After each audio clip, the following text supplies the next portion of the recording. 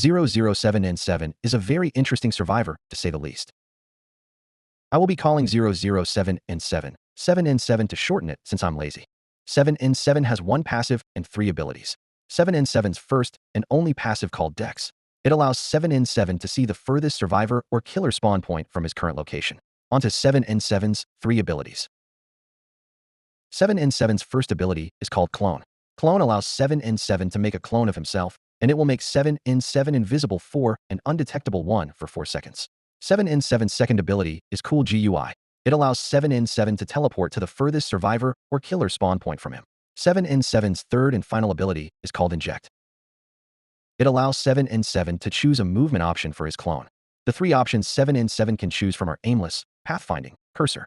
Aimless allows the clone to run aimlessly into walls and paths, or anything really. Pathfinding allows the clone to go to the furthest killer or survivor spawn point from 7N7. Cursor allows the 7N7 user to control the clone with their mouse. It's only good for PC and console, it is not good on mobile. Pretty much 7N7's kit only works on new players. Experienced players will make quick work of 7N7 easily. That's why I want to rework him or just change some abilities and turn him into a support. First, let's start off with Clone. 7N7 will be able to make a clone out of other survivors. He can choose which one can be invisible. Also, he still can use Clone for himself, and it gives him 1 to 2 seconds of fully before going back to invisibility 4. He can also choose a specific mode before he makes a clone out of the survivor he chooses. Secondly, his Cool GUI will now be able to work on other survivors, but will take longer, around 10 to 12 seconds, to teleport the survivor you choose.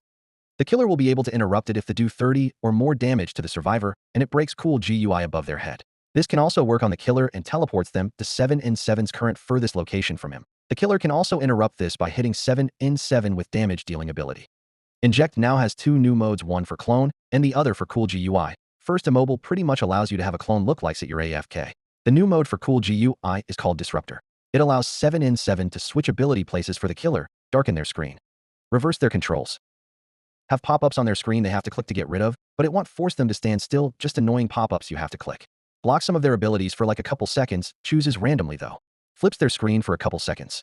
Makes their screen black and white. There's a ton more, but I don't have a lot of time to list them. I'd like to hear everyone's feedback below. Bye, have a great day, afternoon, or night. Silver out.